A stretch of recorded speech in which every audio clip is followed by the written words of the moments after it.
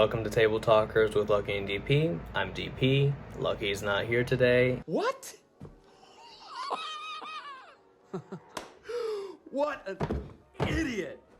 Oh, what a loser! He is busy working, and today he had his only day off due to work, and he's been spending it watching football, so fun times. Boys are very nice.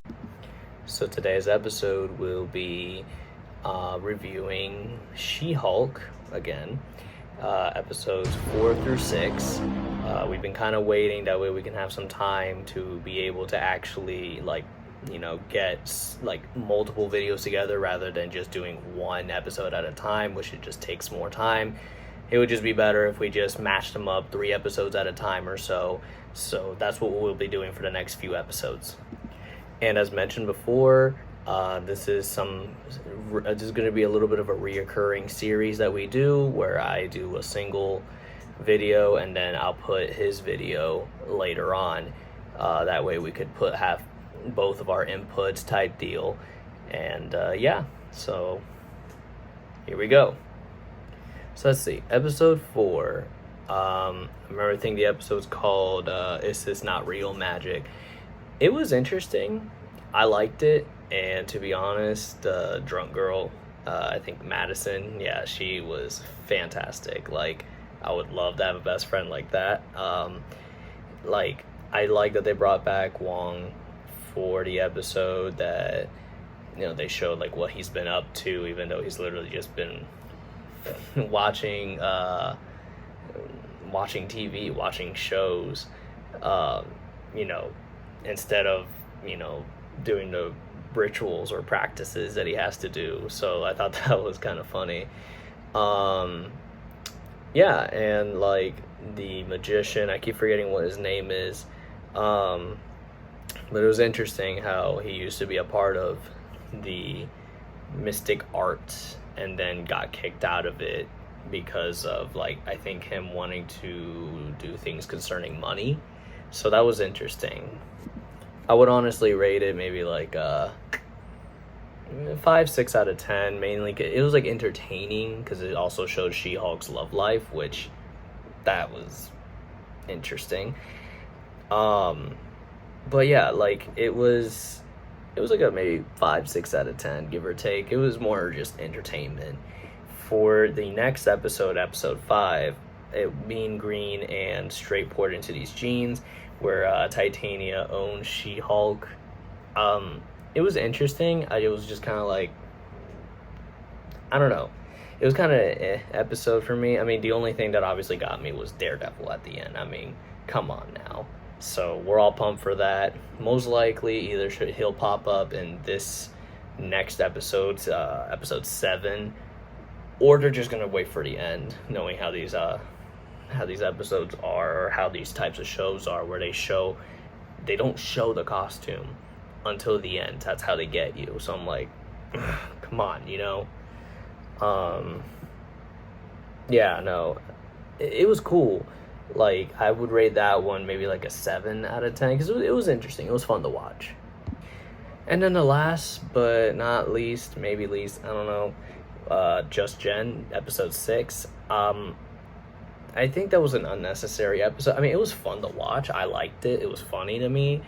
I thought it was a really good episode just for entertainment purposes, but to continue the story, it doesn't really serve any purpose per se. How are you going to show Daredevil's helmet and then go to an episode that has nothing to do with Daredevil? I get it. It's for marketing purposes. It keeps people excited. Most likely, a crap ton of people came back for that episode to see if Daredevil appears, and then we just don't get that. I get it, but it's still kind of a dick move. So, I don't know. I thought it was an entertaining episode. There wasn't really anything significant. Just a wedding, and She-Hulk has Jennifer Walters, she has a wedding to attend that her friend, who literally mistreats her and acts like she's a servant, has her do all this stuff for the wedding. Titania pops up because she's apparently friends with the groomsmen or something. She said she's not going to crash the wedding, but then clearly, obviously, from the last episode, she said, oh, this isn't over, hater. So then, obviously, she comes back, wants revenge, fights a very drunk Jennifer, which I thought that was pretty funny, that she was so drunk that she actually couldn't turn into the She-Hulk. So I thought that was pretty funny. But aside from that, it doesn't really serve much purpose, to be honest. Like, it's just kind of like, I hate to say it, but it's probably like the episode 3 of Obi-Wan Kenobi, like the Obi-Wan Kenobi show, where it's literally like, it's cool, but it doesn't serve any purpose for the story. Like, it's just there for entertainment purposes, you know, to just kind of fill in the holes in the story type deal. I could be wrong. For other people, they might hate me. All y'all going ahead. They might say something. They might say I'm crazy. Who knows? I personally like the show. I just think that they could have gone a different direction with some of the stuff. Now, hear me out. Here's my expectation. Well, don't think it's going to happen, but it'd be super cool. Have Abomination come back. Have Bruce Wayne's alter ego of the Hulk come back, like his savage form. See Abomination get triggered, attacks Abomination, attacks Emil Blonsky. In self-defense, he turns into Abomination, so then there's this whole controversy where Abomination, oh no, he's back. But in reality, it's Hulk attacking him and him defending himself. So, and then like, most likely if the main villain that they have is Kingpin, then they have Kingpin, She-Hulk, and Daredevil appear together, fight each other type deal, like a team up between Daredevil and She-Hulk against the Kingpin. And then just have something like that. I think it'd be super cool to have Hulk fight Abomination again. Like, that's the only way that I could see them fighting again, especially if Emil says that he is, like, you know, back to normal. He doesn't want to fight anyone. He doesn't want to cause havoc or anything like that. And then, like, Hulk's wild side just pops out somehow and then starts attacking him. I think that would be great. I think that would make the series a lot more interesting, personally. So that's my expectations. Oh yeah, and I forgot to rate the last episode, the most recent episode. I'd say it's maybe like a 4 or 5 out of 10, to be honest, just because it didn't really serve any purpose to the story. Otherwise, it was pretty entertaining. I mean, I had fun sitting over there, you know, munching on my popcorn or, you know, whatever, watching the episodes. So I don't know. And let's talk about the CGI real quick. It's getting a teeny bit better, but it's not there either. I would say that the first episode was probably the best of the CGI for She-Hulk. Aside from that, it's about as good as a 2002 Shrek movie. So, or is it 2004? One of the two. Or Madagascar. It didn't look bad. It's just something about those eyebrows. Something about Shrek's eyebrows that makes it so unsettling. Yeah, anyways. But anyways, that'll be all from me. Don't forget to de-stress, progress, and let your mind rest. And the next segment here is going to be Lucky giving his input. So, yay. Bang, bang. Hello, change of plans. Lucky was able to make it, so that's nice.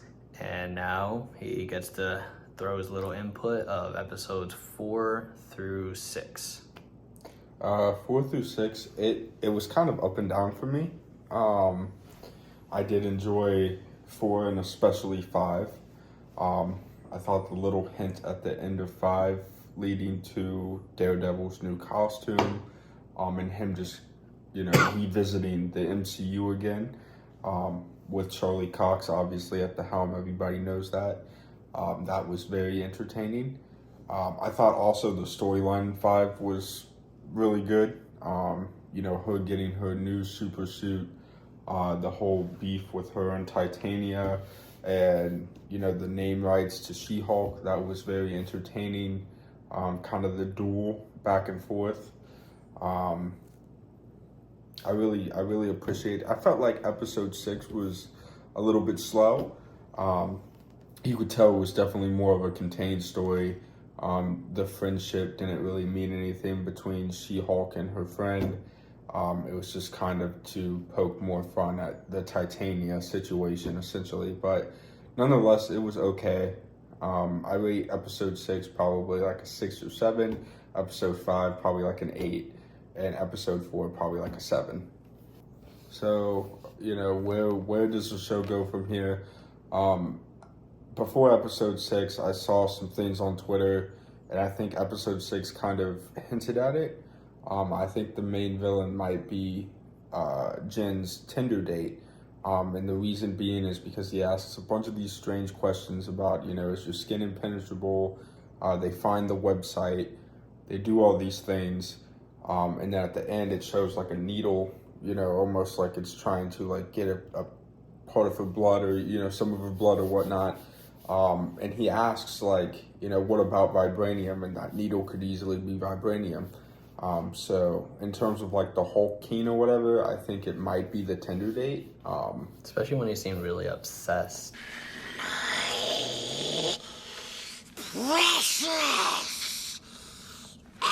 Yeah, he was like weirdly obsessed. It would fit the narrative of the show. It would keep things more in-house too, because he wouldn't be like a massive villain. It would be something that they'd make up on the spot, kind of. And I've never even heard of Hulk King, so if they make it into like a really badass, like monster Hulk looking thing, I think that'd be pretty cool to see. Yeah, I think it's either gonna be him trying to become Hulk and failing, or him actually having that blood and turning it into something where maybe Abomination, She-Hulk, the Hulk might have to fight against or something if he is able to transform into something stronger than them. Yeah, what he said. So today, or yesterday per se, was a really big day for the MCU where Ryan Reynolds posted right here. Deadpool 3. Deadpool 3, Hugh Jackman as Wolverine again. Returns. Oh. He returns. Real cinema coming back to the MCU, baby. Oh, Ryan Reynolds versus with Hugh Jackman, annoying the hell out of Hugh Jackman. And people forget, in the last Deadpool movie where he goes back in time, he visits Wolverine and he tells him at one point, you're going to have to put the claws up and everything and step away. But when your friend Wade asks for you to come back, you're going to just say yes. And that's what they left it at. And I thought that the promo was really good. We'll put the link to the promo down in the description. Check it out if you haven't seen it. It's super exciting. Hinting the multiverse, just expanding. So cool to get Hugh Jackman back in a role that I know I grew up with. DPS definitely grew up with him as Wolverine. Super exciting times, and you get Ryan Reynolds reprising the role of Deadpool, the real Deadpool, the real Deadpool that he was, I think, born to play that role. Not this BS character right here. Like this was god awful. I was discussing, hence why he shoots him in the head, boom, boom, boom, like 4 different times, and that's like. Love you. We'll put that little tidbit in the video as well. That toy looked like a crackhead Woody. That looked nasty as hell. It was nasty. It was nasty. That's all for now, folks. That's all for now. You guys have a good one. And remember to de-stress, progress, and let your mind handle. I can't do it. Let your mind rest. Once again, I'd like to reiterate briefly, it's important to take time to yourself. It's important to hang around people who build you up, not tear you down, and it's important to keep a positive mindset. And I think that's all kind of hit a lot of us hard lately. There's no price on personal, mental health and personal health. So, take time to yourself. Once again, reach out to anybody who you're comfortable with. Reach out to us. I know that a lot of people are going through it. So I just want to be here for anybody. I'm sure Deep feels the same way. We want to be here for anybody who needs it, because I know, those times, and there's still times where, both of us didn't have people, you know what I mean? And we didn't have anybody to reach out to. So being there for you guys means the world. Getting to talk about this kind of stuff, giving us this platform, we should appreciate it. And we appreciate you guys. So Thank you. thank you.